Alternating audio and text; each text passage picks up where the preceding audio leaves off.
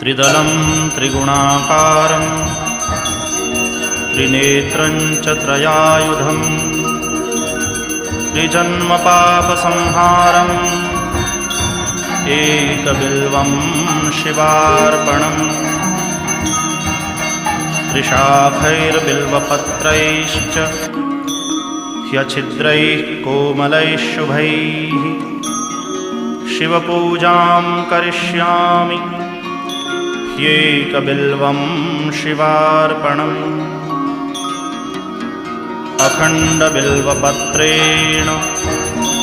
पूजिते नन्दिकेश्वरे शुध्यन्ति सर्वपापेभ्यो ह्येकबिल्वं शिवार्पणम् शालिग्रामशिलामेकां विप्राणां जातु